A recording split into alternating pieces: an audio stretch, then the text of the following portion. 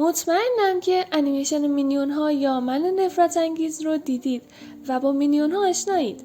بیایید چمش کنیم.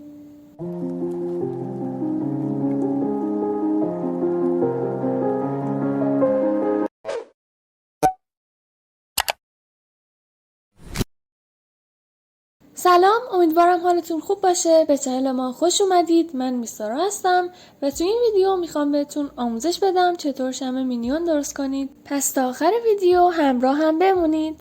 همونطور که میدونید مینیون ها انواع متفاوتی دارن.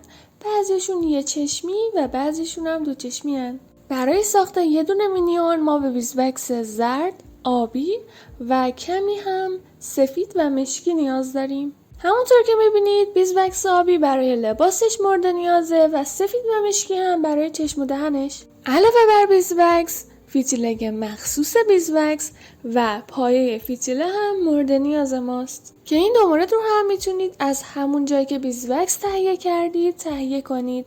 اول از همه برای شروع بیزوکس زرد رو به 2 نوار بلند برش میدیم. ابعاد نوارها کاملا بستگی به سایز شمعی که شما میخواید داره. برای مثال من 2 نوار 24 سانت در 6 سانت برش دادم. قبل از رول کردن بیزوکس زردمون اونو سشوار میگیریم تا حالت نرمتری پیدا کنه.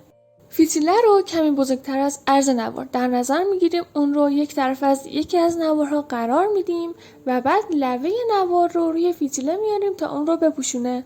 و حالا طبق ویدیو شروع میکنیم به رول کردن.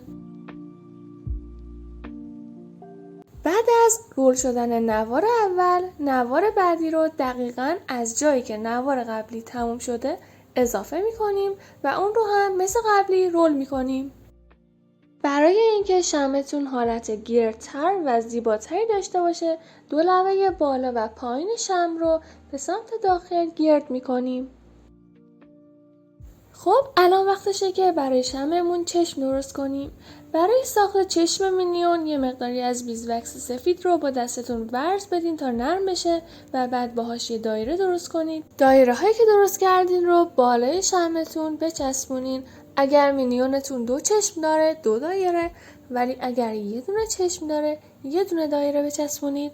برای قسمت سیاه چشمشون از بیزوکس مشکی مقدار خیلی کمی جدا میکنیم. اون رو مثل سفید ورز میدیم، باهاش یه دایره کوچیک درست میکنیم و اون رو وسط چشم میچسبونیم.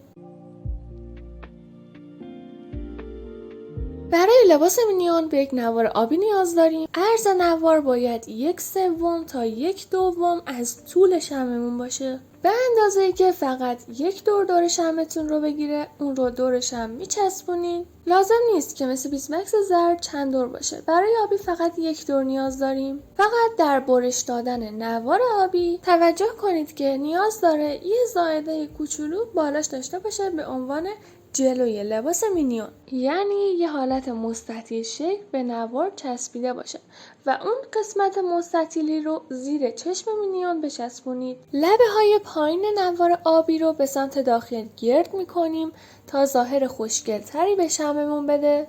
اگر بیزوکس آبی به بیزوکس زرد نمیچسبید، از فاصله دور بیزوکس آبی رو با سشوار کمی گرم کنید تا به بیزوکس زرد بچسبه. در آخر هم یک نوار باریک از بیزوکس آبی جدا میکنید تا به عنوان بند لباس استفاده بشه. دقیقاً شبیه ویدیو این نوار باریک رو روی شمع بچسبونید تا لباس حالت زیباتری بگیره. بعد از چسبوندن لباس لازمه که برای شمعتون پایه فیتیله بذارید و اضافه فیتیله رو تا جایی که لازمه ببرید.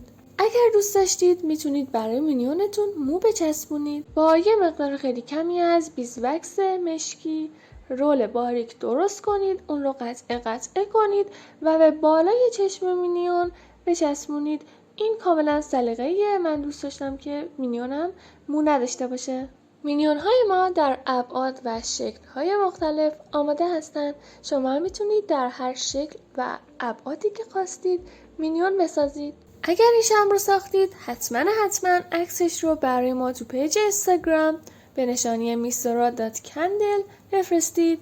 لطفاً ویدیو رو لایک کنید و نظرتون رو تو کامنت بهمون بگید. دوست دارید تو ویدیوهای آینده شمع چه کاراکترهایی رو آموزش بدیم؟ فراموش نکنید که بقیه ویدیوهای ما رو هم ببینید. تا ویدیوی بعدی، خدا نگهدار.